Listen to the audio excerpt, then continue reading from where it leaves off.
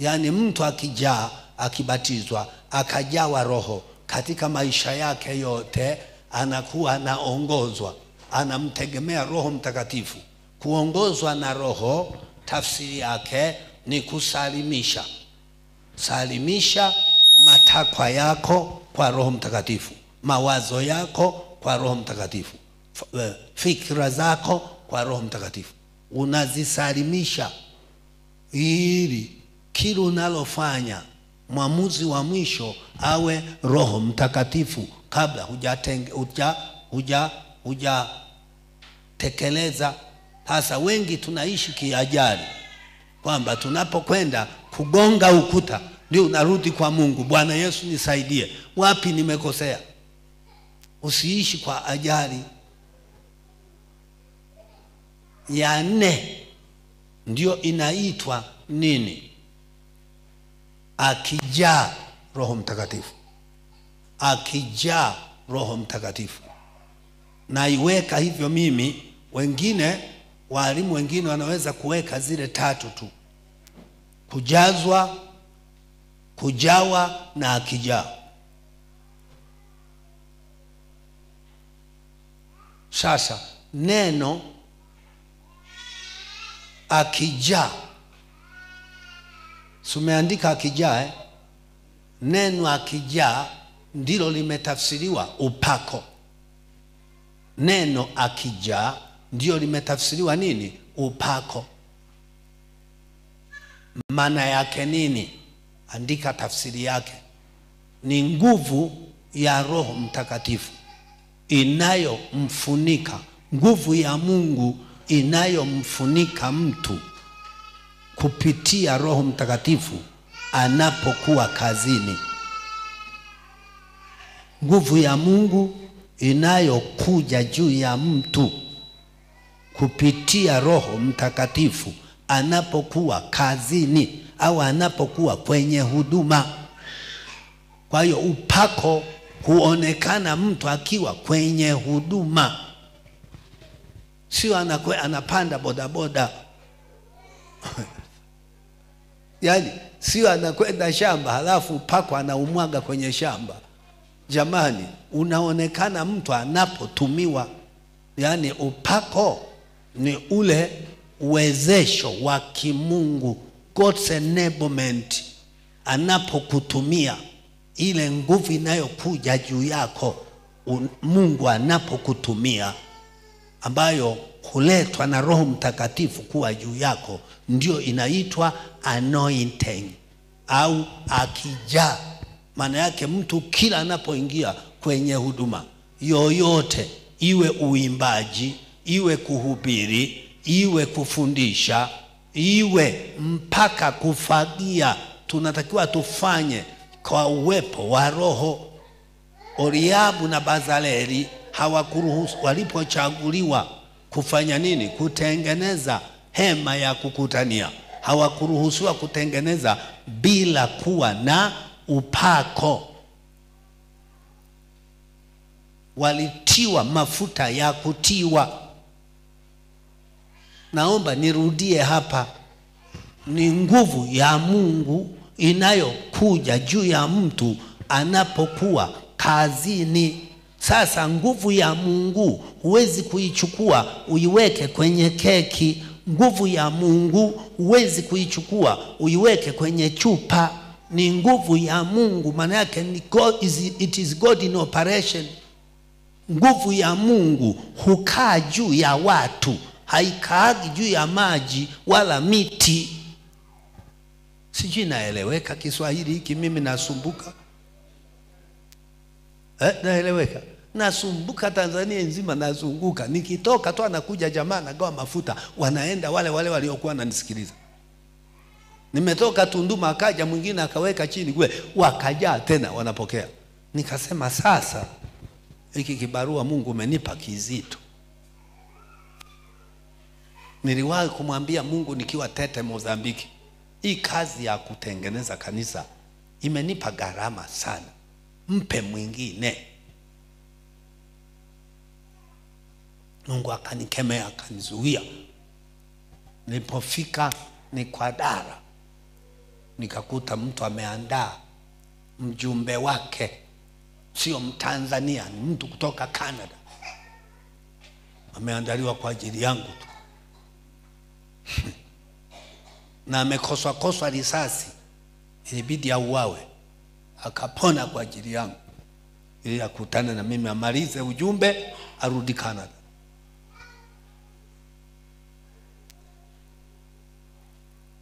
Akaniambia, endelea mwalimu, naelewa namna kuhubiri jambo hili kuliko ni cost. Umeni cost sana. Ingekuwa ni akili ya mwanadamu nisingeweza. Najua kabisa ninayo yasema watu wengi, hasa viongozi, hawapendi. Hata nilipokuwa Mozambiki, nilisimama kwenye conference ya wachungaji wote, nimepewa kuhubiri assemblies ni nini, ni tafsiri assemblies kwa siku 7, ndio lilikuwa somo. Maana hata watu wengi pia wanavuruga, hawauelewi maana ya assemblies, hawaelewi maana ya Upentekoste. Hilo ni somo, ndio nchi pekee iliyonipa niongelea assemblies siku 7. Hata hapa kwangu sijawahi kuongea hata risali moja.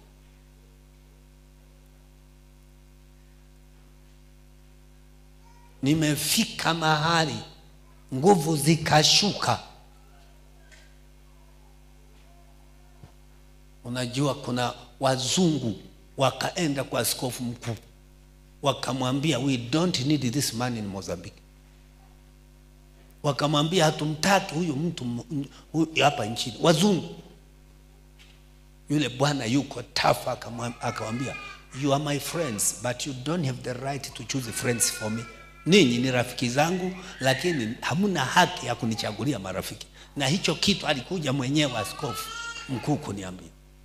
Nilipofanikisha chuo, nikajenga, nikakabidhi, akaona sasa nimwambie, maana amekamilisha. Mwingine akaja amekasirika niliposema bila Roho Mtakatifu hakuna kanisa. Akanikabiri, mzungu, missionary, principal wa chuo cha Kipentecost, pale akaniambia, do you think without baptism of the Holy Spirit no Christianity? Nikamwambia, there you are, have never made a mistake, hakuna Ukristo.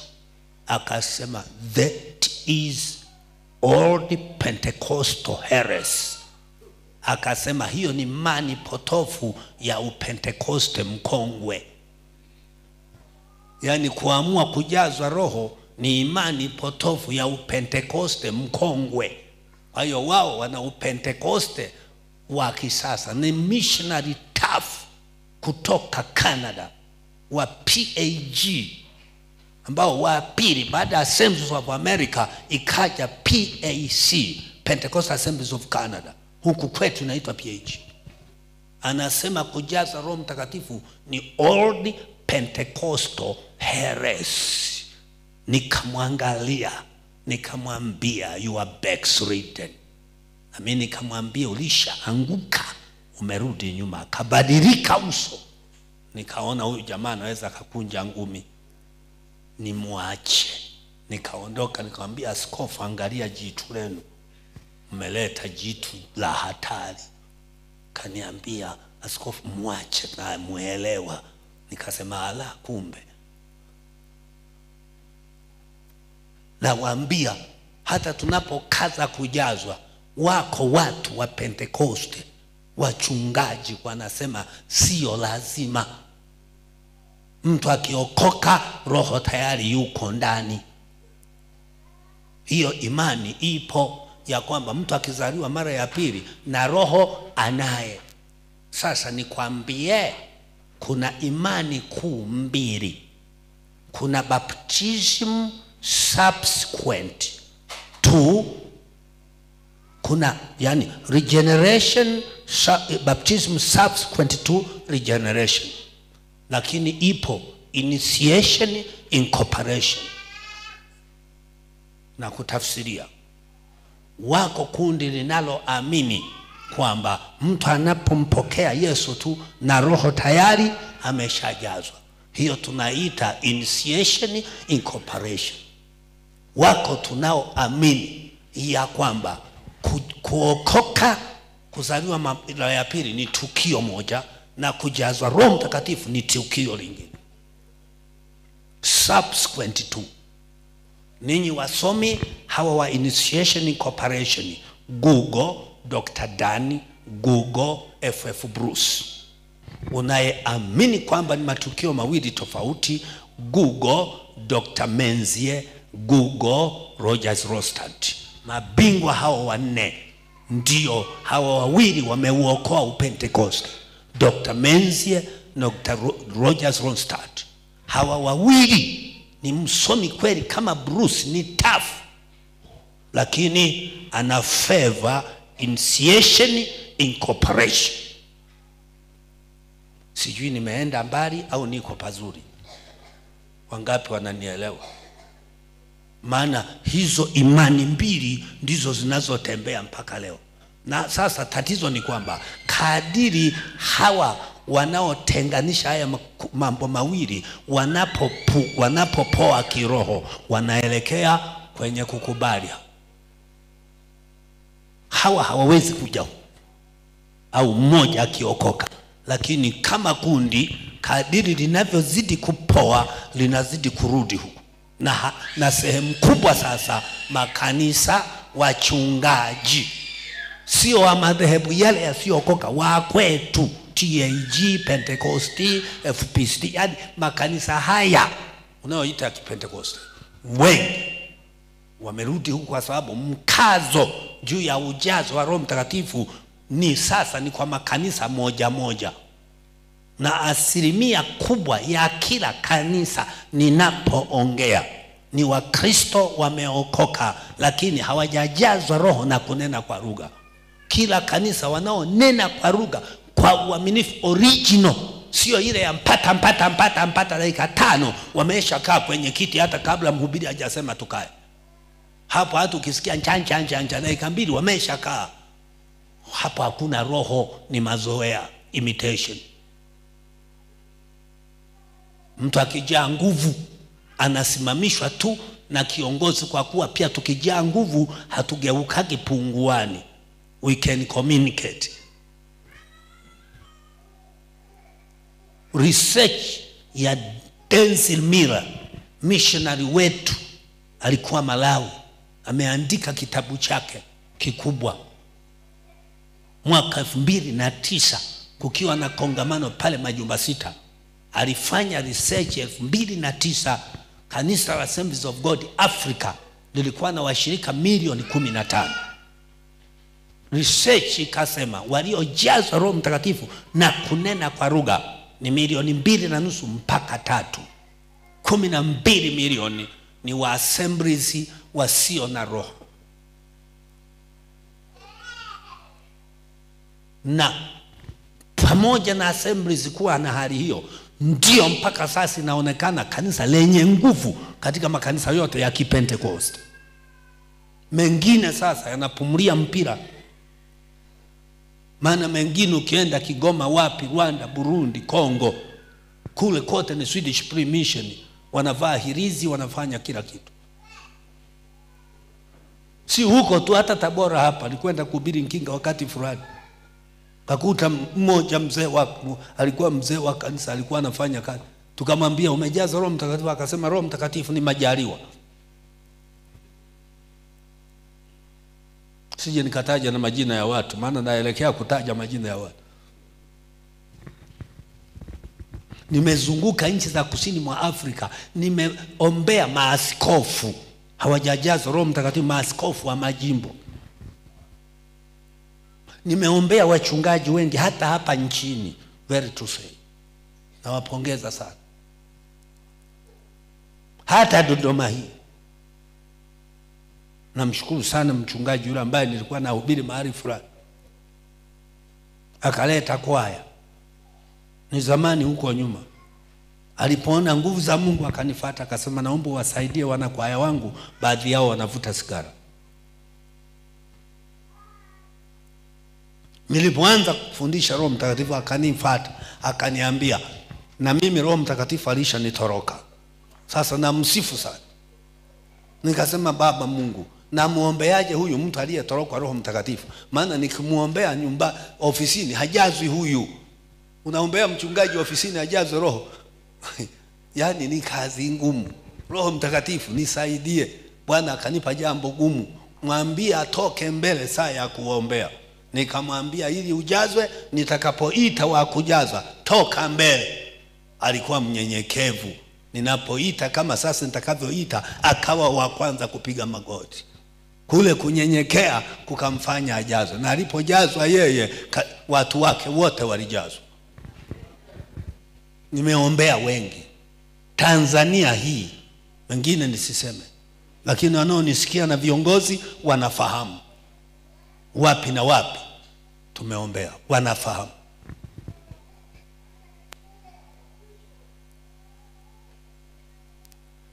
Kwa hiyo kanisa liko pabaya. Kwa hiyo tunapoongea upako ni hatua ya juu sana. Kama watu kujazwa hawajajazwa, haiwezekani kuwa na upako, haiwezekani kufunikwa na nguvu unaposimama. Maana lazima uwe umejazwa. Haitoshi tu kujazwa, utunze ule ujazo na maisha yako yaongozwe na Roho. Ndipo unaposimama Roho atakufunika. Ndipo unaposimama Roho atakufunika. Ndipo unaposimama Roho atakufunika. Mnanisikia? Sasa mara zote ukitaka binadamu akusikilize, ni maeneo mawili tu unatakiwa kugusa moja wapo. La kwanza akili, la pili roho.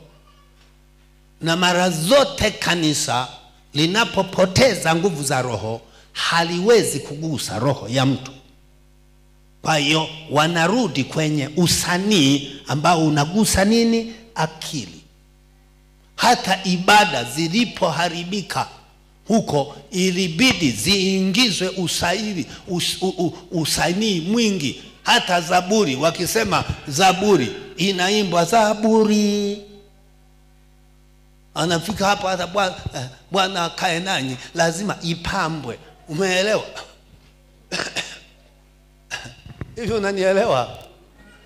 Sasa hivyo na majoho yale, magwanda yale ni akina Pilato. Baada ya kanisa kipindi cha Konstantini, imperial church period, there was an analogy with the world. Kanisa likataka likopi kila kitu kilichoko duniani, substitution in the church. Ndio yakaja. They are not holy garments. Sasa hiyo ni historia ya kanisa. Yani mimi nasikitika na Tanzania bibi. Ignorance itatuua.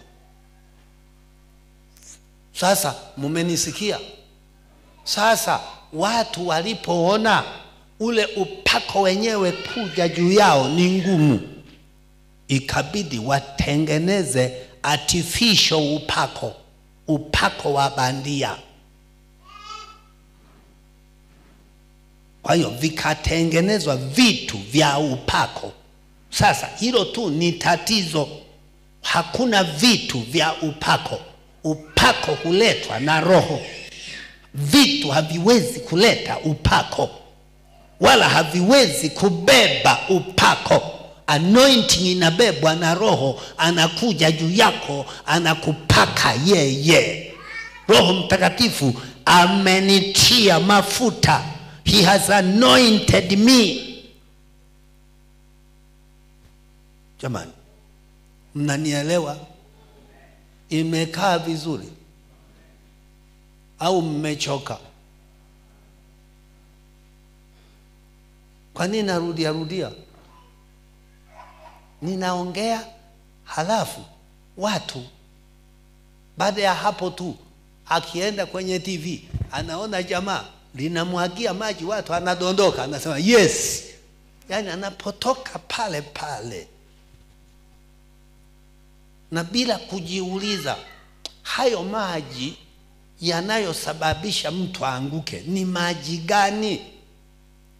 Maana ili kama maji yanagushaga, hebu chukua ya kwako umwambie, sasa naomba nimwagie haya nidondoke. Chukua ya kwako, halafu mwambie, tumia haya kunimwagia, hata yakubali. Mwambie, tumia haya.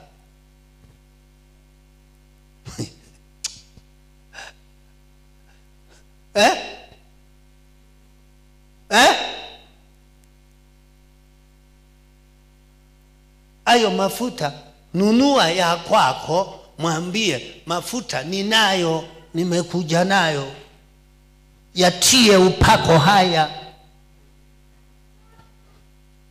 Hayatii.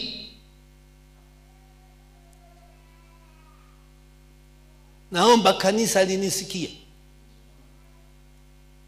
na dunia yote. Hiyo ndiyo maana ya upako. Wangapi wameelewa maana ya upako? Kiyunani inaitwa preres, yani kujaa na kumwagika na kuwaambukiza wengine. Sasa hivi hapa najizuia, maana roho hatufanyi mazezeta, lakini yupo kwa wingi. Nikimaliza ndani ya dakika 5 mapepo yataanza kubiringita hapa. Ni kitu gani? Preres. Nikiruhusu ile inaanza kutembea na kukamata. Lakini tuna communicate kwanza, maana knowledge precedes faith. Kuelewa hutangulia kuamini. Ukiamini bila kuelewa utakuwa juha.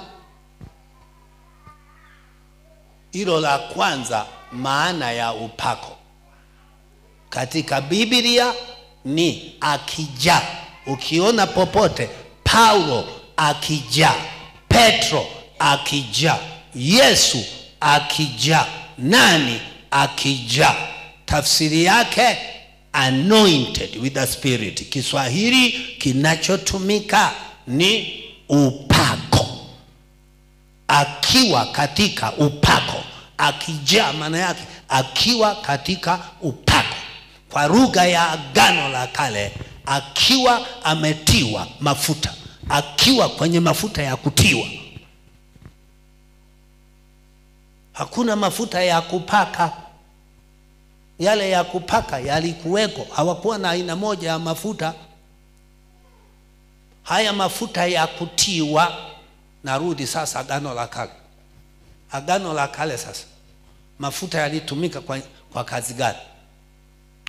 Mafuta katika Agano la Kale, moja, yalitumika kama ishara ya kupokea Roho Mtakatifu. Na anayetiwa hayo mafuta, sasa naongea upako katika Agano la Kale, na anayetiwa hayo mafuta, umenisikia kwa lugha yako, anayepakwa hayo mafuta, yale mafuta ambayo ni ishara ya kujazwa, umenisikia jamani? Alipakwa mara moja tu, hakuendelea kupakwa kila siku. Baada ya kupakwa mara moja, kilichofuata, kila unaposoma Biblia, nabii anasema, Roho wa Bwana yu juu yangu, Roho wa Bwana yu juu yangu, Roho wa Bwana yu juu yangu. Alipakwa mara moja. Baada ya hapo, Roho wa Bwana kila anapoingia kazini, Roho anakuja juu yake. Kila anapokuwa kwenye huduma, Roho anakuja juu yake. Lile tendo la kujazwa lilifanyika mara moja. Jamani, amina. Na halafu jambo la pili hapo, katika Agano la Kale Roho Mtakatifu alikuja kwa watu maalum tu, maalum tu, manabii, wafalme, makuhani na watu waliochaguliwa kufanya kazi maalum. Mmenisikia Mnisikie sana hapa, kwa sababu fundisho hili limetoa maandiko mengi. Agano la Kale, Agano Jipya ni mawili tu, Yakobo 5 na Marko 6.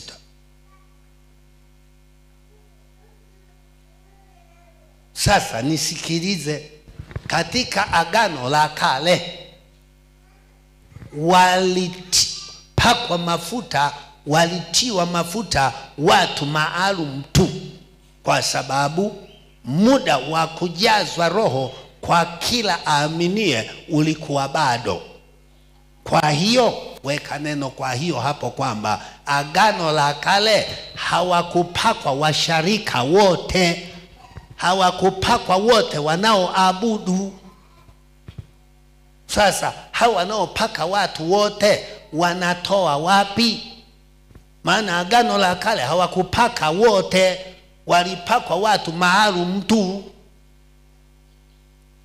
Haya basi, nije mahali pa ujinga kabisa, mtu tu ambaye sijui Biblia. Yakobo anapoandika pale anasema mtu wa kwenu hawezi, mahututi. Kwa hiyo Agano la Kale mawili hayo yaliyotumika pale ni kwa watu mahututi, sio kwa kila mtu. Yani nilitazame kawaida tu kabla sija tafsiri. Bado namna ya kupaka watu wote na kuwagawia ni kitu kigeni kabisa. Kwenye Agano la Kale hakimo, na kwenye Agano Jipya hakimo. Basi wangekuwa wanapaka watu maalum tu, ningesema wanakosea muktadha kwamba ni wakati gani sasa. Lakini hii ni imani potofu kabisa, haiko kwenye Agano la Kale wala Agano Jipya. Wangapi wamenielewa? I want you to understand. Kwa nini naongea sana hivi? Kwa sababu hao watu wamepamba moto sana. Naumia hivi hapa, hakuna mtu aliyewahi kupakwa kabla ya kuokoka. Mupo Nyosha mkono. Nyosha. Munayo au mliyatupa?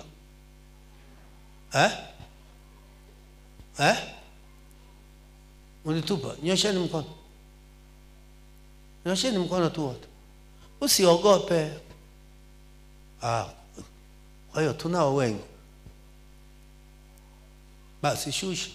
Na wengine wamo makanisani bado wanaenda kupakwa, na wako wachungaji baadhi yao, sio wengi lakini wachache, wanapaka. Na mimi nimesema mkinikorofisha nitawataja. Yani bora mniache hivi hivi niseme. Mtu tu anichokoze, nitawataja. Na wajua na ushahidi ninao. Nitarusha na video vyao wakati wanapaka. Usinichezee mimi.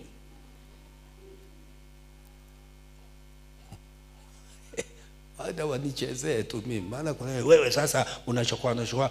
Wewe nichokoze mimi wewe. Nyamaza kimya tu, ufe kimya kimya.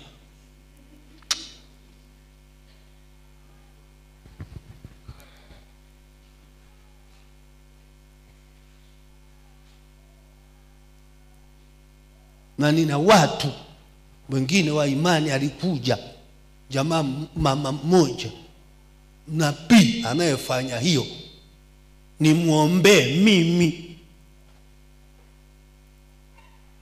Nikamwambia hujaokoka. Akasema mimi nimeokoka, ni mtumishi wa Mungu. Nikamwambia una Mungu una shetani wewe. Nikamwambia usipokubali hujaokoka, toka hapa ndani, kwa kuwa alishazidiwa na mateso. Akasema unataka nifanye nini sasa baba? Nikamwambia piga magoti, utajua kwamba hujaokoka. Kamuombea, akatoka na mapepo mengi. Baada ya kutoka mapepo akashangaa. Ananiuliza, wewe ni kanisa gani? Nikamwambia, wewe ulikuja bila kujua mimi kanisa gani? Una akili?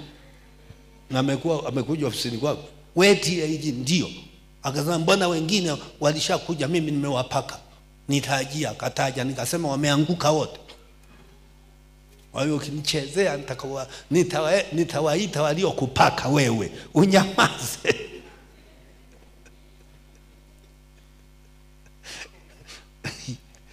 Niko serious sasa hivi, nimeamua kusafisha kanisa kwa gharama yoyote. Amen.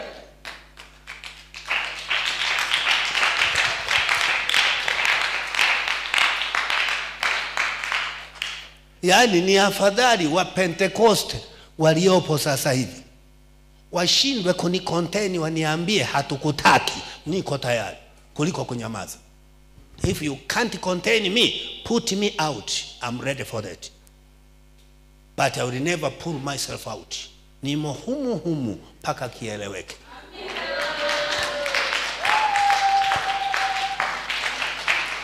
I'm very serious. Ila wote wakikawa wakisema sasa tunakushindwa toka, napo sitoki kimya kimya. Nitaita press conference, niage dunia nzima. Na watangulizia salamu sasa. Maana sitaki mtu anichafue. Baada ya hapo sitaki aniita na imani potofu. Dunia kwanza nitaijulisha. Allah, usinichezee sasa hivi. Mbona nimekubali vita na shetani, sio na mwanadamu.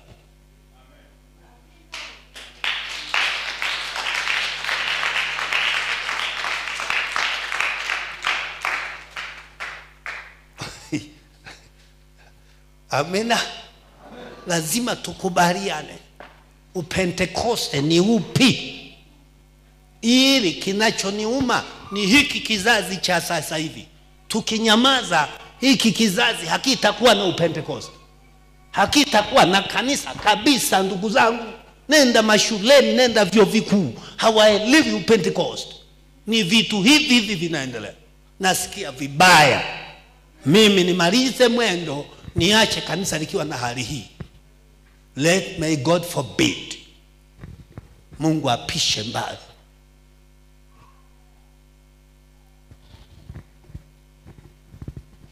Kwa hiyo hiki kitu sio changu.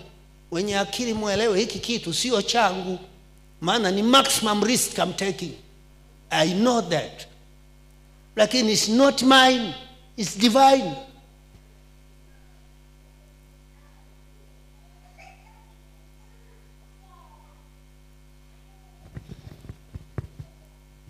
Ungapi wameelewa? Very good. Kwa hiyo Agano la Kale matumizi namba 1 ni hayo. Yalikuwa ni nini? Ishara. Ishara maana yake a typology.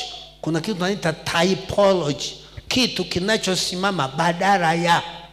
Sasa anapokuwa kimekuja kile halisi, hii typology lazima ikae pembeni. Kama walivyokuwa wanyama wa sadaka, mbuzi wa sadaka. Utanishangaza leo mimi ukianza ibada ya kutoa kafara, wakati kafara mkuu Yesu amesha kuja akachukua dhabihu zote za kuteketezwa, dhabihu zote za dhambi, dhabihu zote za hatia, dhabihu zote za amani na dhabihu zote za unga, akazibebi ni totality, akatoa sadaka moja, once for all, sacrifice moja kwa vizazi vyote. Nikimkuta leo anakuja mtu na njiwa, imeandikwa sana Agano la Kale, lakini ilishatimia, is fulfilled prophecy. Imeshatimia huo unabii. Sasa tunaishi kwenye utimilifu. Yesu ametoa sadaka moja, na ndio maana usikubali mafundisho ya kuvunja laana. Yesu alifanyika laana, kwa hiyo laana zote hazipo, kisha okoka, laana zimeondoka. Sema amina.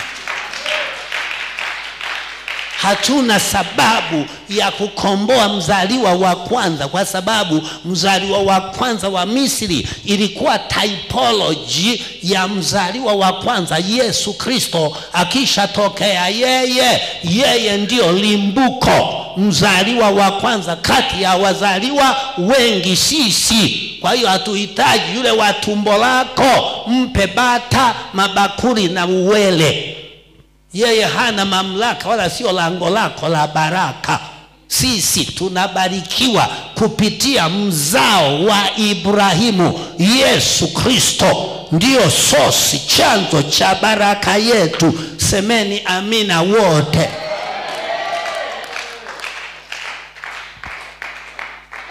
Haleluya. Tunakwenda pamoja. Dodoma, mnanielewa? Hapa kwenu Dodoma, hapa ndipo watu wanaburutwa kienyeji hapa. Hii miji mkuu imeonewa. Mwanza, acha hata kusema mwezi wa 6 naenda Mwanza. Yaani naingoja Mwanza mpaka natetemeka. Maana yaani ni kiama Mwanza. Tarehe 18 mpaka 24 mwezi wa 6 anza kuiombea Mwanza ikapate mageuzi.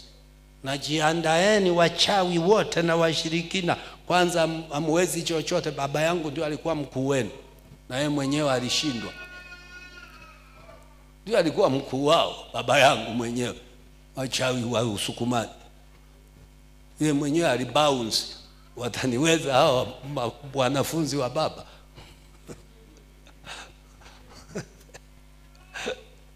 Hawezi chochote. Wacha. Sema amina. Jamani, amina. Amen. Aina ya pili ya matumizi ya mafuta ilikuwa ni kwa ajili ya kuweka wakfu watumishi. Haruni anatiwa mafuta, sawa jamani, anapokuwa consecrated. Ile ya kupokea roho ni nyingine, na ya kuwekwa wakfu pia. Na hiyo pia ilitumika wakati wanaweka wakfu hema. Wakasema nyunyiza nini? Mafuta, kwa ajili ya consecration, kwa maana ya kutenga kwa matumizi ya Mungu. Mmenisikia jamani? Hayakutumika kwa kuendeleza biashara kama unavyopewa ukanunyize kwenye meza biashara ipone. Hapana. Hayakutumika kwa ajili ya ndoa yako ipone. Hapana. Yaani matumizi unayopewa leo, hakuna hata tumizi moja liko kwenye Biblia. Bora wangekosea warudie matumizi yale ya kwenye Biblia. Ningesema hawa wana Judaism, hawajajua Christianity. Maana Wayahudi wanaendelea na vile vile mpaka sasa, ni Judaism. Lakini hata ukienda Judaism wanakukataa. Mwalimu, ananielewa hawa watu? Unahisi wanaelewa? Muelewe haraka. Si nimewaambia mwakani niko hati ya kumuomba Mungu anipe nchi nyingine. Naona namaliza Tanzania. Kwa hiyo muelewe mapema. Siwatishi.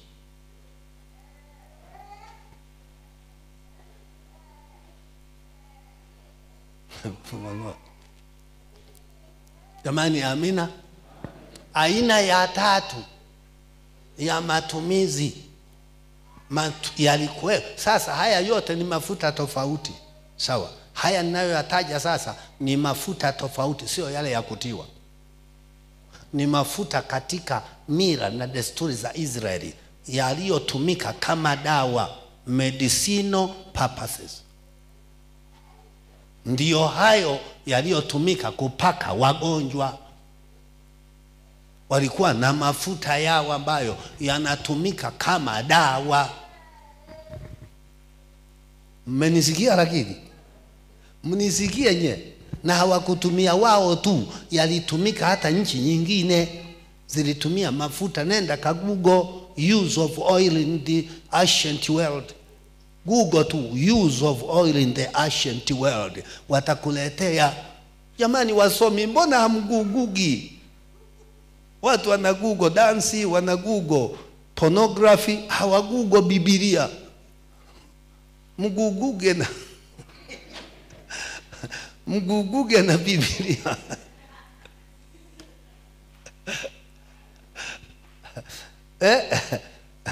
Mguguge na Biblia. You see, nilikuwa naongea kipindi fulani na watu wa Dar es Salaam, University of Dar es Salaam. Nikamwambia, you people, you can make a research of very tiny organisms ambazo hazionekani, and you discover the truth. Why can't you make a research of the Bible? I challenge them, those guys in the University of Dar es Salaam. Nikamwambia, what are you doing? And nyinyi ndio mnaongoza kupotea. Why can't you research these things? Stick open. Wanaongoza kupotea wasomi. Wanaongoza kupotea. I'm so sorry. Wanaongoza kupotea. What is that? Elimu uliyoipata ikishindwa kukusaidia maishani is good for nothing. Uelimike alafu uwe na akili.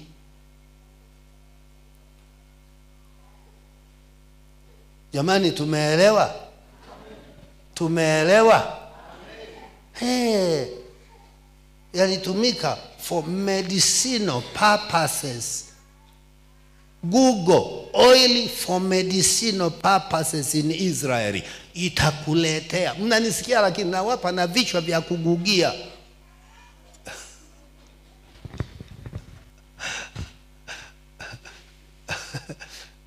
Jamani, mnanisikia je? Kaka, babu, Gugoni, ili nipate watu tusaidiane kuokoa nchi. Mmenielewa jamani? Sasa hii ni agano jipya. Sasa naomba yanayotumika huko, kati ya hayo matumizi niliyosema, lipi unaliona huko?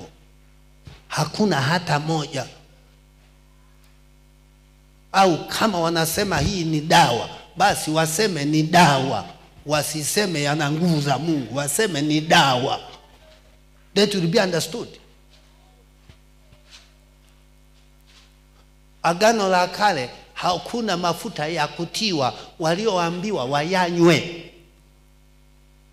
Leo wanakunywa, hawanywi.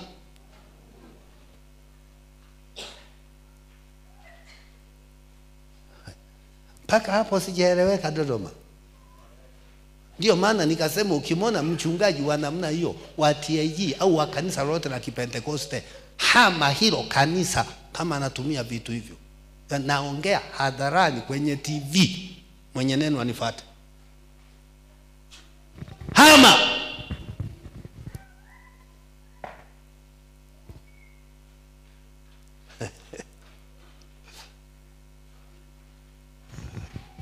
Jinga mkubwa.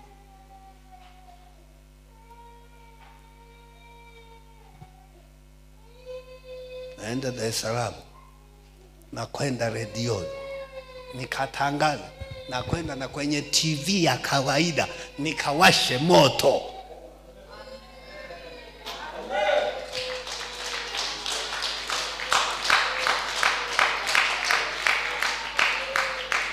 Kuliokoa kanisa lazima mmoja awe kichaa, kama kichaa fulani hivi. Mimi nimekubali kuwa kizee kichaa, lakini kichaa hicho kiponye watu.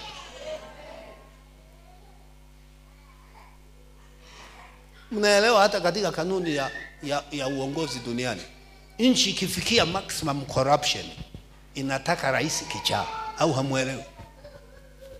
Ambaye akipasua amepasua, au hamuelewi? Mkasome politics, international politics, mwanzie kwa Hammurabi 1700, ndipo mtaielewa hiyo. Usianzie juzi, usianzie wakati tunapata uhuru. Anzia kwa Hammurabi, unanisikia? Na uvuke hapo, anzie Sumerian, uje Akadi, ndipo uje Assyria, ndipo uje sasa Babeli, ndipo uje Pesha, ndipo uje Uyunani, ndipo uje kwa Makaisari. Uone Makaisari waliofaulu. Kama Diocletian alikuwaje?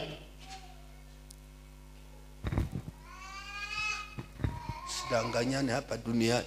Tukihubiri Injili usifikiri hiyo elimu zingine hatuzijui. Situchukue mbumbumbu Hine tumebarikiwa, tumegusa vitu vingi sana.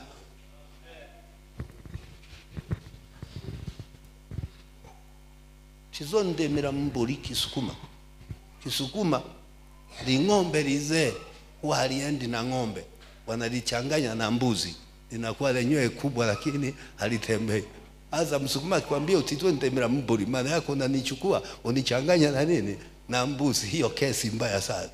Maana yake don't yani underestimate me. Usini underestimate. Usinitathmini kwa kunishusha kuliko nilivyo. Utapata matatizo. Utizondemera mburi. Don't underestimate me. Hicho ni Kisukuma. Kisukuma kina misamiati.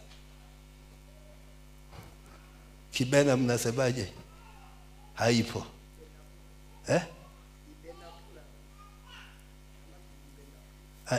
Benakula. Benapula. Benapula. Safi. Semeni amina wote. Imeeleweka Agano la Kale? Wangapi wameelewa Agano la Kale? Maana naongea tu, naandaa kitabu, mtakipata hicho. Lakini kimoja nimeandaa kuhusu sadaka yote. Kinaitwa nini? Pasaka na mzaliwa wa kwanza. Vimeisha kopi. Nimechanganua sadaka zote za Agano la Kale. Nimechanganua huduma ya upatanisho Agano la Kale. Nimechanganua huduma ya upatanisho Agano Jipya. Nimechanganua msalaba toka miaka 2000 kabla ya Yesu. Waliosurubisha wa Misri, waliosurubisha wa Foeniki, waliosurubisha watu wa Carthage, waliosurubisha wa Rumi, mpaka ule msalaba wa Yesu na majina yake.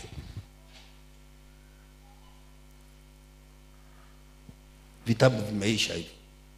Mwakani tutakuja navyo. Ukitaka kipate. Mambo mengine tunajibu kwa kuandika. Kwa kueleza tu siwezi, nahitaji wiki 2 kuelezea hii kitu. Tumeelewana watakatifu?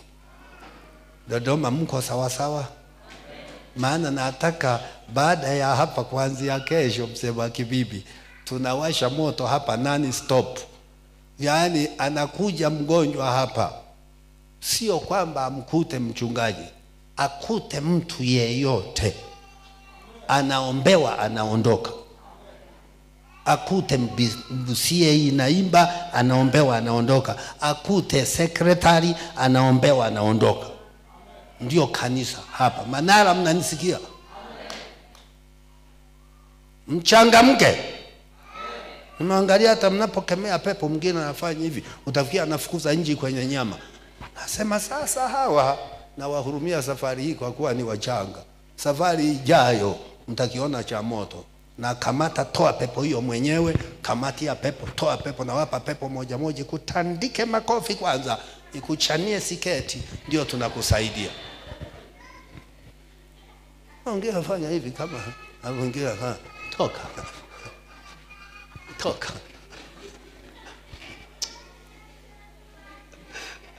Nakupa hongera sana Bakibibi. Baada kuanza kanisa ni kazi. Bwana wabariki sana. Punga mkono hivi.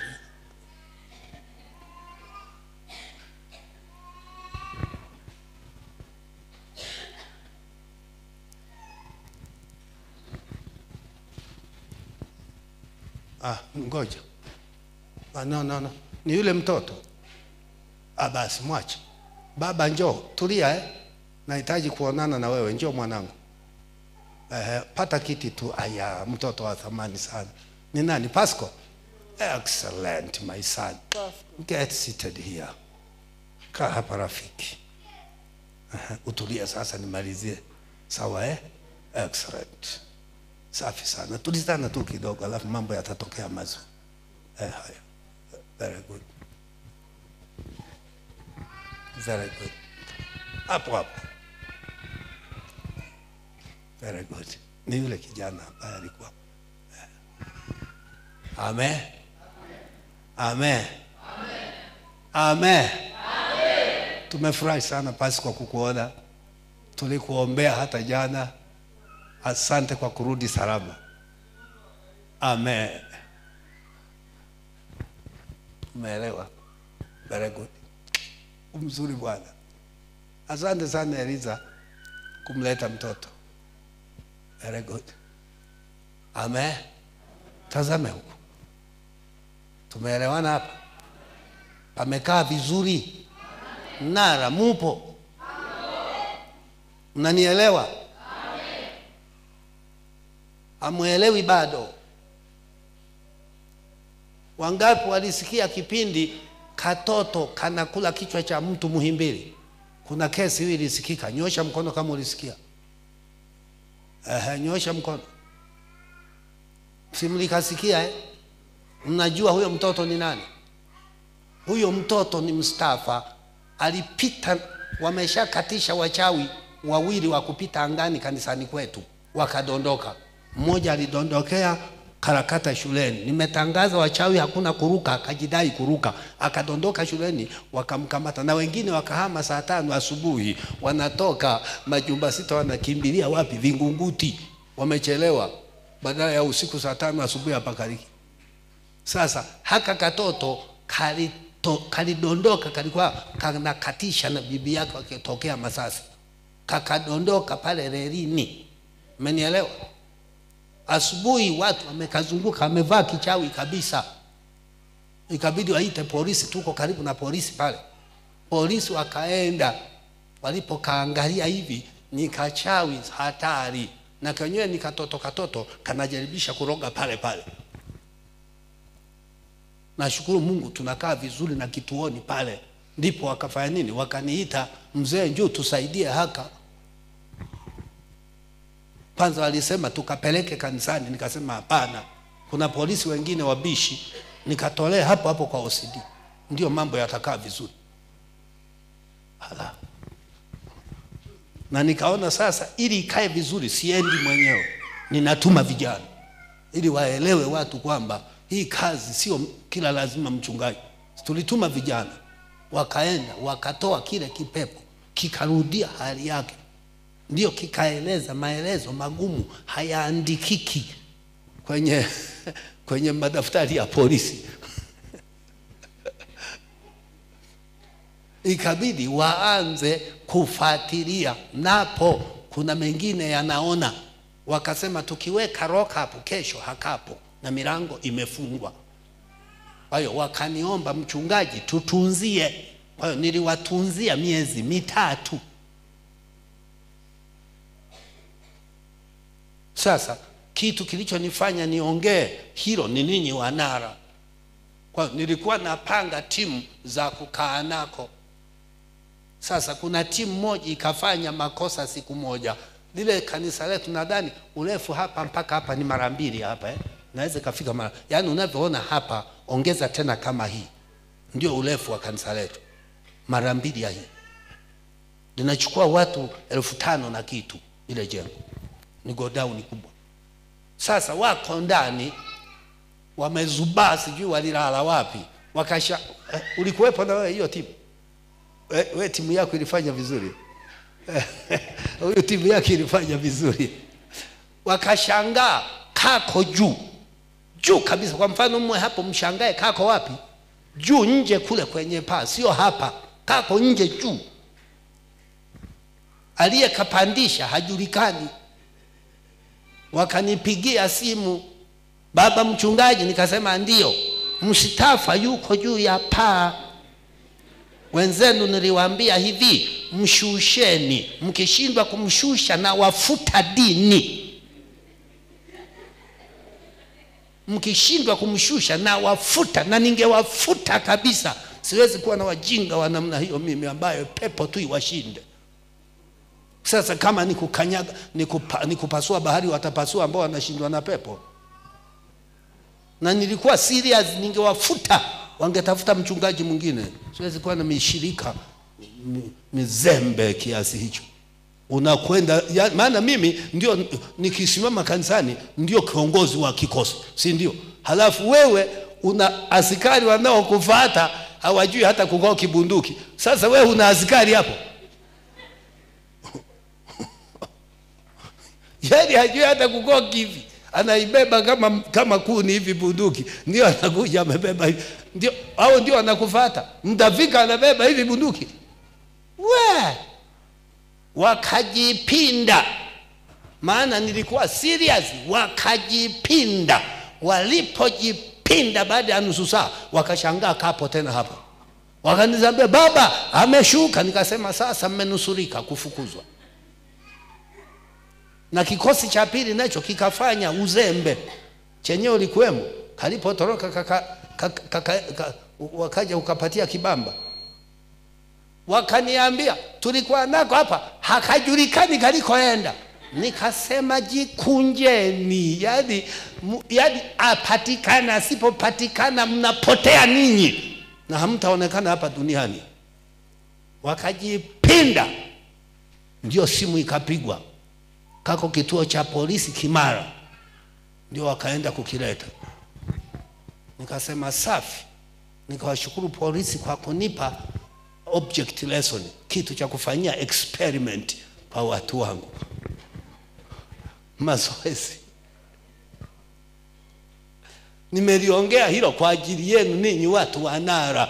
Sasa hivi mtu ambaye anadekadeka aache, anayedekadeka kuomba aache. Na mimi kwenye simu napigiwa simu na wengi wa Dodoma, wengine ananipigia simu, baba naam, nina mgonjwa hapa hatembei, nitakuwa nawaleta hapa, nenda Nara. Nina mgonjwa hapa hasikii, nitawaelekeza hapa.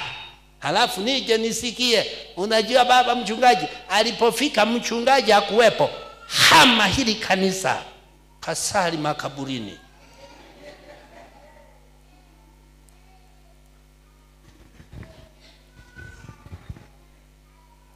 Kazi hiyo sio ya mchungaji. Kazi yetu ni kuandaa ninyi. Kazi yangu mimi sio kuwa natoa pepo. Kazi yako wewe ni kuandaeni ninyi mfanye kazi. Sio kwamba sitatoa, nitatoa, lakini nikiwa natoa tu mimi ninyi hamjui kutoa. Hilo sio kanisa. Kesho nikiondoka mnapagawa wote mapepo, mnakuwa wenda wazimu. Mjiandae. Semeni amina za kueleweka.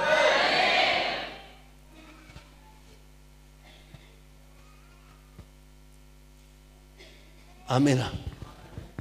Si unaelewa tulivyo pale? Kila mtu wetu akisafiri anapewa nini? Kuhubiri. Hata washirika ambao hawajawahi kuhubiri wala kuimbisha, wakienda huko makwao wanapewa kwa semina. Maana tumeliseti kanisa kama chuo. Nafundisha hermeneutics kwa kanisa lote na hermeneutics. Hata binti yangu pale kwani uliwahi kufundisha kule kweli? Amekuja hapa kama mwalimu mkuu. Sio hapa, kule alikotokea akawa mwalimu bingwa. Akasema baba nimeanza. Mwingine yupo ndani simtaje jina, kaenda Bukoba kule Karagwe. Juzi kanipigia simu, ananiambia baba mchungaji shapewa kwa mwenyekiti wa WWK wa wilaya. Nikasema sasa wameniambia nifundishe uamsho, maana walipojua natoka kwako wamenipa nifundishe section uamsho. Sasa baba sina ile ya Azusa yako wapi? Eti ananiuliza baba. Yale ya Azusa yako wapi? Ni zaidi kaambia wewe mtoto na akili. Ndio kitabu cha lakini nitapokea nguvu unacho. Ninacho, lakini ndio hivyo tena unapotuambiaga ukitaka kumficha Mwafrika hera weka kwenye kitabu. Nikamwambia nenda sura ya mwisho Azusa ipo. Ana kitabu hajawahi kusoma Azusa, kumbe sura ya mwisho iko. Ambia uamsho Azusa uko pale sura ya mwisho. Akasema asante, akafurahi. Na huwa anawaambia unaposafiri tembea na daftari. Chochote kitakutoka. Huyu mzee hapa, hivi umeshawaambia vizuri? Huyu mzee hapa sasa nisitoboe mwingine. Hayatobolewa. Basi kaa bwana. Nishapaka. We hayatobolewa.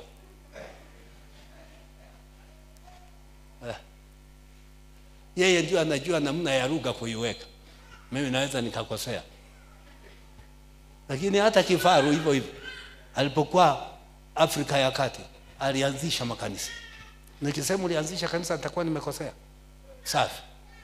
Huko alikokuwa kikazi ameacha makanisa manne. Ameacha makanisa 4. Tunaangalia namna gani wenyewe wakishindwa huko tuandae wachungaji wetu tupeleke kule. Muda mfupi tu makanisa 4. Sifanye mzaha. Makanisa 4 kafungua na kujenga na jengo na kufanya uzinduzi. Na kifaru vile vile wakazindua. Sasa yanayozindua hayapo. Yanakuja kula ubwabwa tu yanaondoka. Hii magosha. Tumeelewana? Mmeelewa juu ya Agano la Kale? Nani ameelewa vizuri? Msinione kama nawachukulia muda, naongea hivi pole pole ikae vizuri. Hatuna shaka hata tukitoka tu hapa tukapumzike turudi tena. Kwani kuna shida gani? Mimi mwenzenu niko safi mpaka hata kesho. Naomba nikuambukize hiyo stamina kwa jina la Yesu. Amina.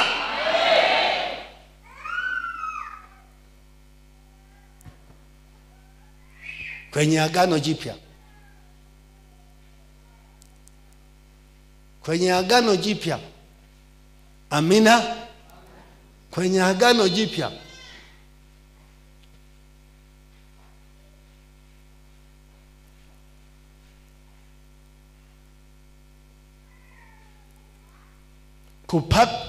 Kupaka mafuta kama mfano wa Roho Mtakatifu ilitimia siku ya Pentekoste.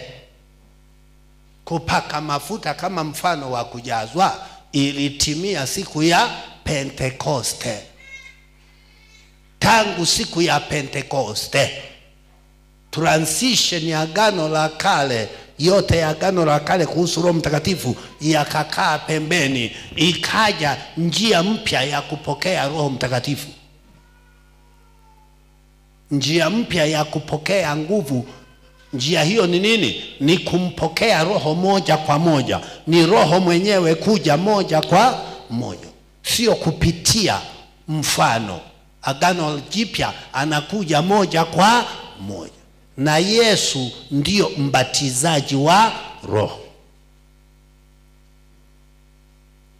Kwa hiyo kutiwa mafuta katika Agano Jipya, uandike hiyo, kutiwa mafuta au kupakwa mafuta katika Agano Jipya ni kubatizwa na Roho Mtakatifu, sio kupakwa mafuta kabisa. Amina Pasco. Uko vizuri mwanangu. Utafika mbali. Utafika mbali. Mmenielewa hapo? Mmenielewa? Yakobo mbona? Listen.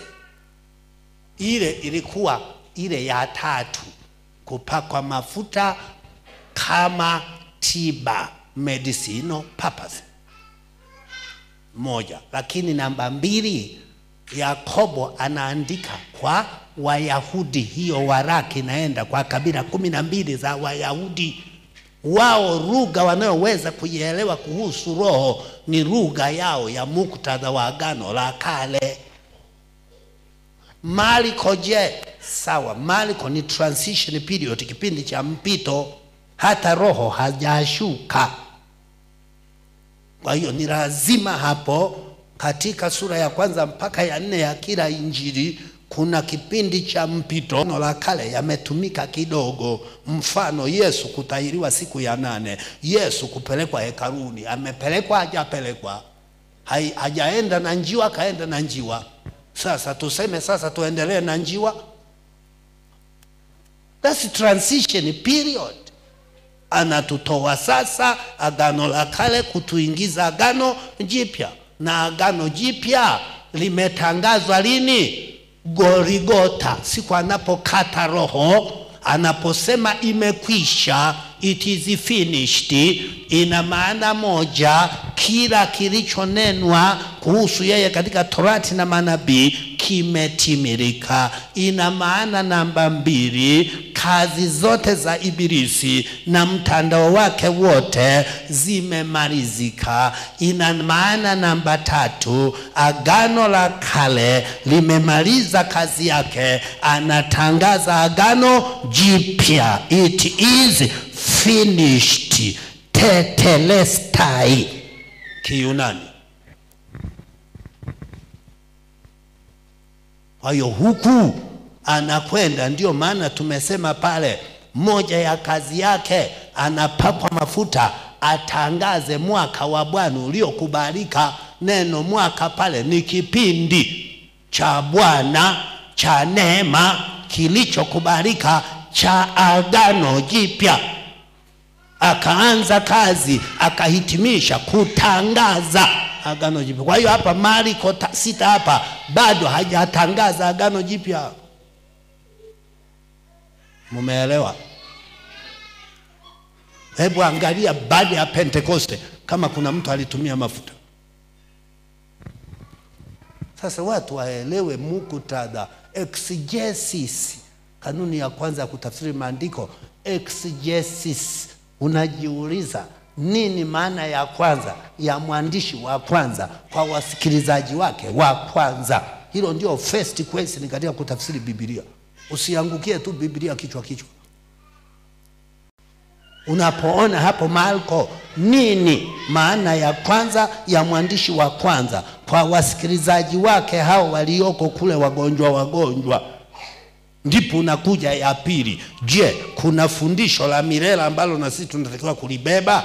Kuna mengine ni tukio liliisha pale. Kuna mengine ni maingilio ya Mungu, hutakiwi kuyaiga. Kama Sauli anapelekwa anaenda kwa mchawi wa Endori. Mchawi wa Endori anamuinua Samueli, ni Samueli kabisa. Kwa hiyo tuende kwa wachawi. That's God's intervention, maingilio ya Mungu. Mungu anamwambia Hosea, nenda kachukue kahaba uowe. Sasa wachungaji wote waoe mashangudoa. Elisha anaombea mtu, anamlalia pua kwa pua, kichwa kwa kichwa, mdomo kwa mdomo. Mtu mwingine akasema, baba mchungaji, mbona imeandikwa? Nikwambia una akili.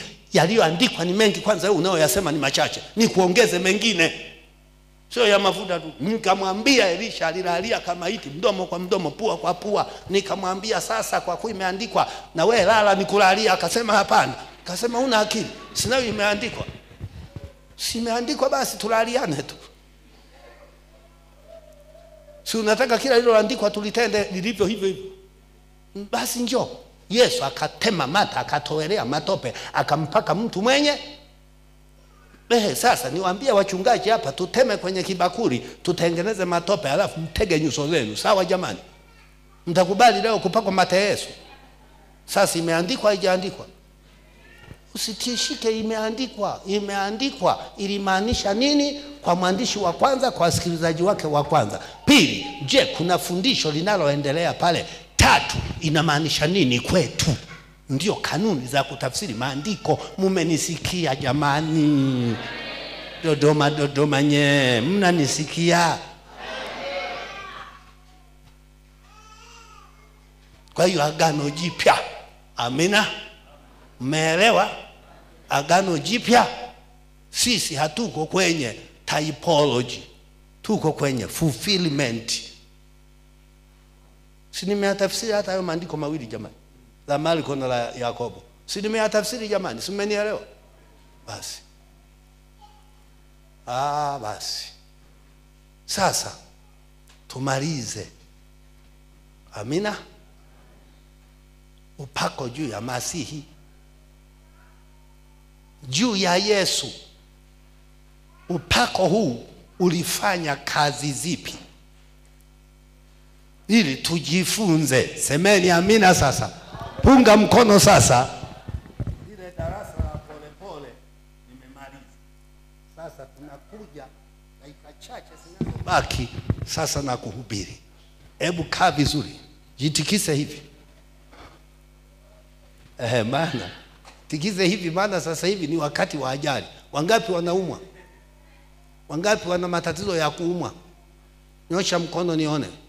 Wenye shida. Asante Pasco, na mwingine na mwingine na mwingine. Wangapi wana matatizo ya kifamilia? Kifamilia, kindoa, nyumbani, labda kuna kajamaa fulani kachawi kanasumbua uko wote. Nataka leo kapigwe na Yesu mpaka kanyooke kakufate kenyewe kanisani. Nyosheni mkono ambao mna vichawi vinasumbua familia. Kumbe mko wengi. Nakwambia mimi nilikomesha uchawi wote. Kamoja tu juzi waliniambia kameamua kuwa kachawi, na akasubiri mwezi wa 6 nikakakomeshe. Kameamua kuwa kaganga na kwenda kukakomesha. Siku nikiingia hakatalala, ni uso kwa uso. Haya, anza kuroga hapa nikuone.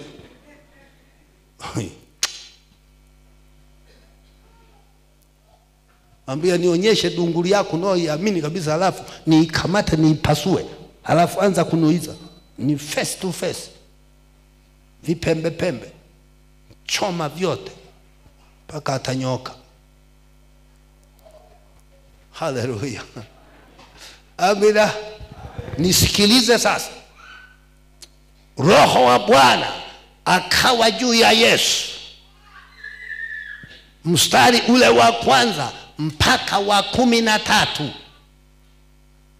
Roho wa Bwana, huo upako, anointing aliyokuwa nayo, ndio ilimsaidia kushinda majaribu.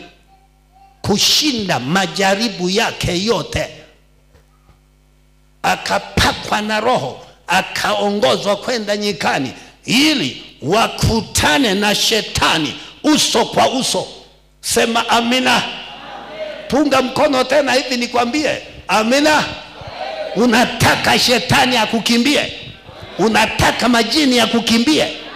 Unataka kukutana na mchawi barabarani adondoke mwenyewe? Hiyo sio nakwambia tu, wameshadondoka kadhaa. Kumbuka nilikuwa natoka Ugenza kule Mafinga, nikakutana na kizee saa 11, nikashangaa kinaenda hivi. Mimi nikafikiri labda kinaumwa, nikataka nikikimbilie, ndio kwanza kinapata ajali. Mwenyeji akaniambia kaache hako, huwa kanafukuzwa kijijini, baadaye kanarudi kameshindikana. Nikataka nikakabila, akasema kaache, kakapata ajali. Umeelewa? Umeelewa? Tumeshapatisha ajali wengi. Mwaka ule nikiwa na watu wa Kameruni, niko forest, wakaja wachawi 12 kutoka Arusha. Halafu wamekaa kikao cha kijinga kweli. Wale wachawi ni michawi mijinga, haina akili. Eti wanasema tumekuona wewe ni wa maana sana, tukikuingiza kwenye timu yetu utatusaidia. Walisema hivyo. Nikamwambia mna akili, hamjui mimi nilikuwa huko. Nilitoka alafu ikashindikana kunirudisha. Ninyi ndio mtaweza. Na unajua ilikuwaje? Yaani siku ya kwanza Jumamosi wakashukia kwenye mti pale kanisani Forest, tutangaza pale kwenye radio. Zikapigwa 6, wakapigika wakaondoka, kabaki wakubwa 6. Jumapili naanza kufungua Biblia, na nataka kuzungumza sura ya kwanza na ya pili ya Matendo ya Mitume. Unajua kilikuwa nini? Nilianza tu, nilipofika katikati Roho Mtakatifu akaniambia ingia kazini. Nikaingia kwenye operation. Kumbe wakapigwa wa kwanza, wa pili, wa tatu, wa nne, wa tano, wote wakapigwa.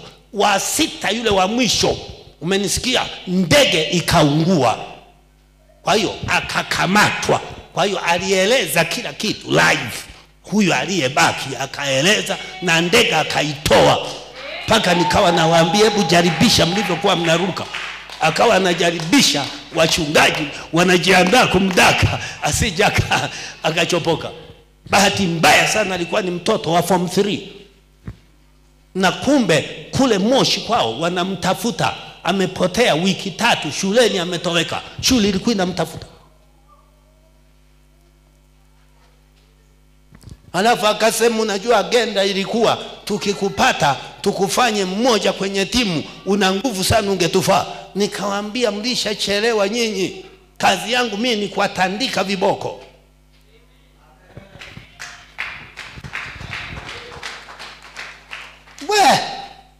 Kwa hiyo tulishasababisha ajali nyingi. Alinifurahisha binti yetu ambaye yuko wapi? Canada. Si unakumbuka? Yule binti yetu Alice aliyeko Canada alipokutana na lile jini. Si unakumbuka? Amekutana nalo Canada. Mimi sijaenda Canada. Unaelewa? Mimi yani hata mama alikuwa hajaenda Canada. Unaelewa?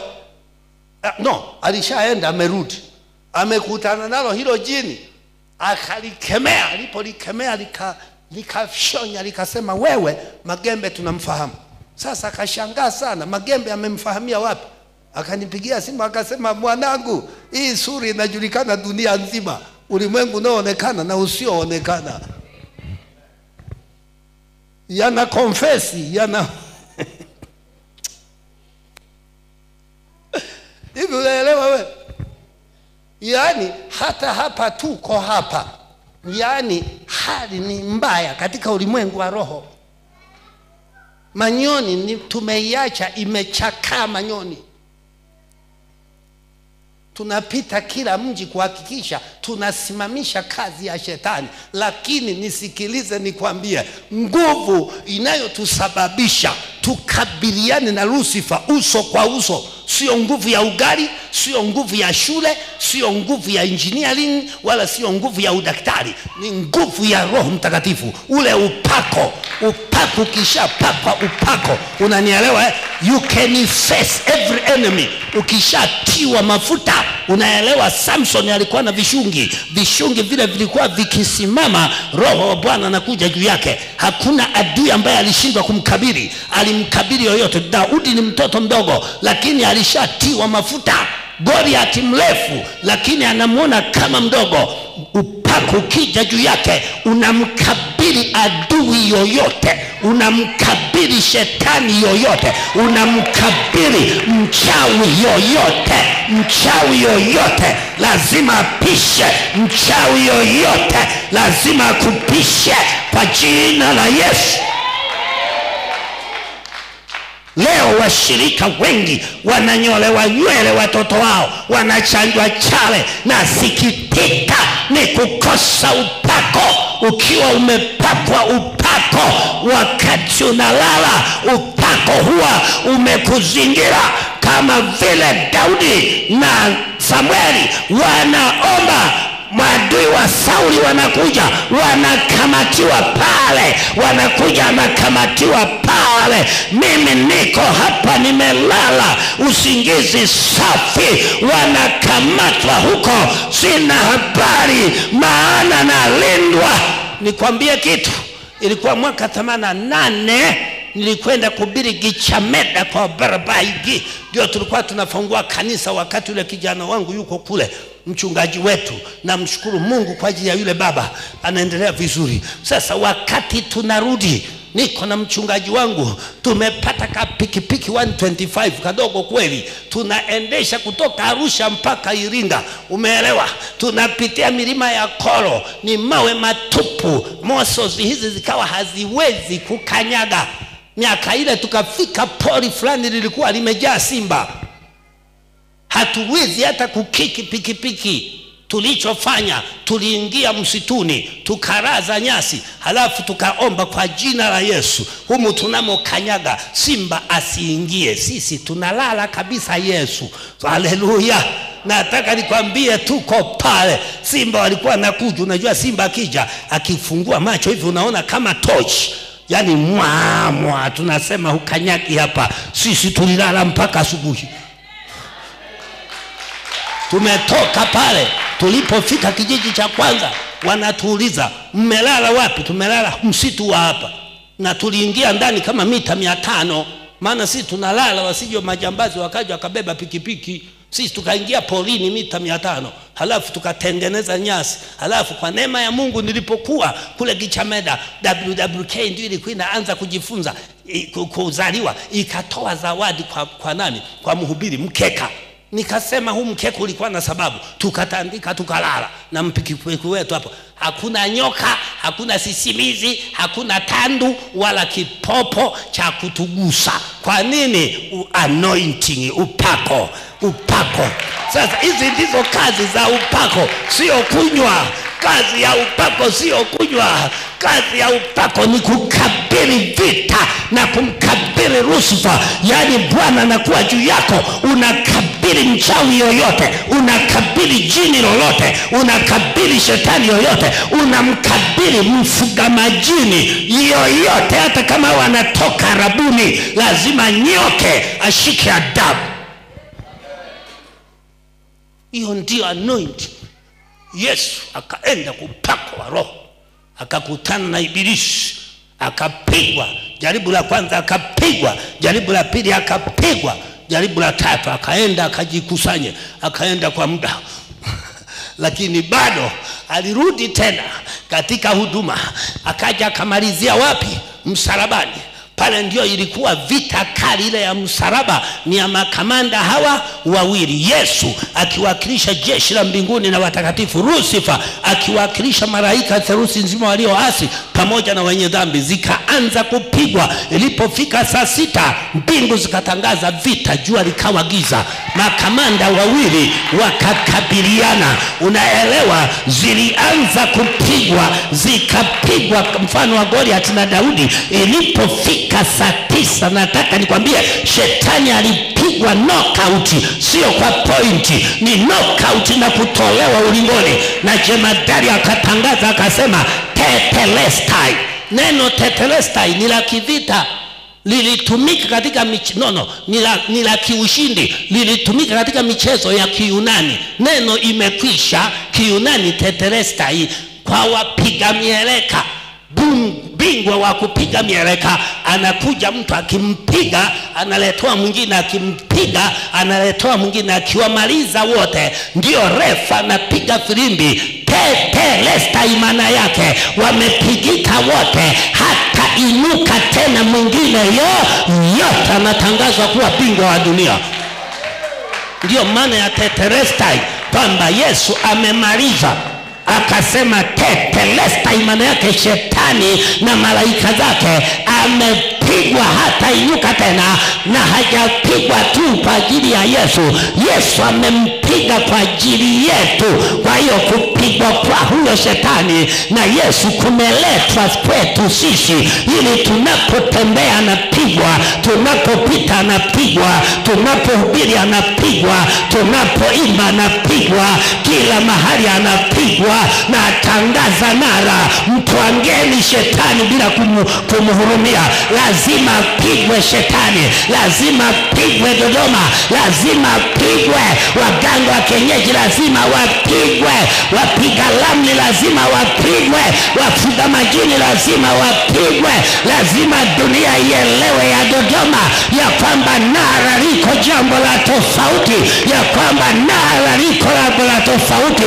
Nasema katika jina la Yesu, wewe ambaye unapita katika majaribu, utaweza kwa akili. Pokea nguvu, utashinda majaribu yako.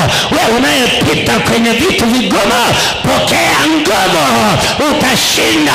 Nataka nikwambie, Yesu alishinda kwa ajili yetu. Lazima tushinde, lazima tushinde, lazima tushinde. Haliko jaribu la kukushinda. Nataka nikwambie, anasema Isaya 43, usiogope Yakobo mtumishi wangu niliyekuruku, ujapopita katikati ya miali ya moto haitakuunguza, na katika maji mengi hayatakugarikisha. Nakwambia, pokea uweza kwa jina la Yesu. Pako wa Roho ndio unaotusababisha kushinda majaribu, ndio uliokuwa pamoja na Daniel. Anaingia ndani ya tundu la simba, simba wanakamatwa makanwa na nguvu ya Roho kwa jina la Yesu. Ndio iliyokuwa pamoja na Paulo gerezani alipoanza kuimba upako.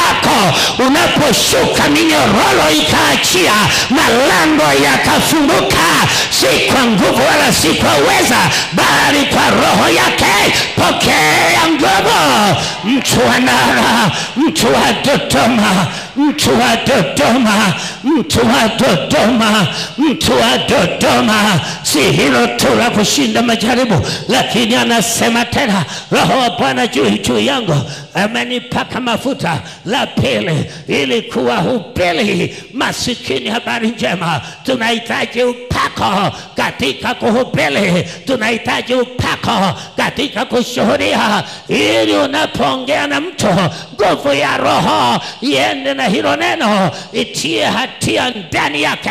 Tunahitaji upako katika kuimba. Waimbaji, tafuteni upako, mnahitaji upako. Nyimbo zenu ni nzuri, zinapungukiwa upako, zinapungukiwa upako, zinapungukiwa upako, zinapungukiwa upako. CA zinapungukiwa upako. WWK, tafuteni upako, tafuteni upako, ili mkisimama kuimba mapepo yatoke, majini yatoke. Hatuko kwenye kundi la wakata viuno, sisi tuko kwenye kundi la wenye nguvu, tuko kwenye kundi la wenye upako, walioishiwa upako. Acha wakate viuno ili kuentertain watu. Sisi hatuko kwenye ushereheshaji, tuko kwenye kuabudu, tuko kwenye kuwasababisha watu wamuone Bwana, tuko kwenye kuwasababisha watu waione neema ya Bwana katika jina la Yesu. Waimbaji, pokeeni upako. Baada ya muda mchache nitawekea mkono,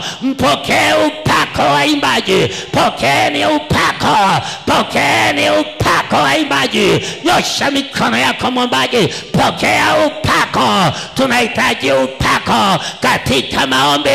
Ukiwa na upako utapiga magoti hata masaa 4. Kwa nini watu wanasinzia wanaomba bila upako? Kwa nini watu wanalala kanisani wanaomba bila upako? Kanisa zima, pokeeni upako mpya. Pokea upako mpya kwa ajili ya maombi, pokea upako mpya kwa ajili ya mikesha, pokea upako mpya, pokea upako, upako, upako, upako. Liko Bwana jingine anasema, bali ya kuwatangazia wa maskini, anasema tena, amenituma ili kuwafungua wafungwa, wafungwa wa kiroho, wafungwa wa kimwili. Kuna vifungo vya kimwili, magonjwa, mateso, mashetani, vyote tumepewa upako. Unafungua vifungo, upako unafungua vifungo. Bila Roho Mtakatifu hakuna miujiza, bila Roho Mtakatifu hakuna watu kufunguliwa. Lakini Roho akiwepo, waliofungwa lazima wafunguliwe, wanaoteseka lazima waachwe huru katika jina la Yesu. Lakini anasema jambo la 4, anasema kuwaacha huru waliosetwa. Kusetwa ni kuwekwa chini ya madaraka ya shetani, ni kuwekwa chini ya nguvu za mizimu, ni kuwekwa chini ya nguvu za uchawi, kuwekwa chini ya nguvu za matambiko. Nataka nikwambie, hakuna nguvu ya tambiko kwa aliye na nguvu za Bwana. Hakuna nguvu ya tambiko kwa aliye na Roho Mtakatifu. Hata kama uko mzima ukusanyike kukutambikia, utambiko litawarudia wao, wewe utabaki unashangilia. Hakuna mzimu wa ukoo unaoweza kusema neno kwa aliyeokoka. Ukishaokoka una mamlaka ya kukanyaga nyoka na nge na nguvu zote za ile adui. Hakuna kitakacho kuzuru. Kwa nini unakanyaga? Kwa nguvu za Roho, kwa nguvu za Roho. Nataka uondoe woga ndani yako. Kuna watu waoga, wanaogopa bibi yao ni mchawi, wanaogopa shangazi ni mchawi, eti walinisemea maneno mabaya. Sikiliza, upako unapokusha unafuta maneno mabaya uliosemewa. Upako kisha kuja unafuta laana zote alizokulani. Hata kama walisema hutazaa, na kutangazia kwa jina la Yesu, mwakani utazaa, na kutangazia. Hata kama walisema hutaolewa, na kwambia utaolewa kwa jina la Yesu. Maana wao sio Mungu, sisi tunaye Mungu. Wao kuna mkono wa mwanadamu, sisi tuna mkono wa Mungu. Wao wanataja magari na wengine farasi, sisi tutalitaja jina la Bwana Mungu wetu. Tena Mungu kwetu ni kimbilio na nguvu, msaada usioonekana msaada wakati wa mateso. Tena wamtumainio Bwana ni kama mlima Sayuni ambao hautatikisika wakaa milele. Tena tutayainua macho yetu tuitazame na milima. Msaada wetu hauko juu ya milima, msaada wetu uko katika Bwana aliyezifanya mbingu na nchi, asiyeacha miguu yetu isogezwe, asisinzia atulindaye, tena hata lala usingizi, maana ni mlinzi wako. Na jua litakupiga mchana, mwezi wakati wa usiku. Sikiliza, Bwana atakulinda na mabaya yote, atakulinda nafsi yako, atakulinda utokapo na uingiapo, tangu sasa na hata milele. Nataka niseme, asiweko mtu wa kukata tamaa, asiweko mtu wa kushusha moyo. Dodoma, Dodoma, Dodoma.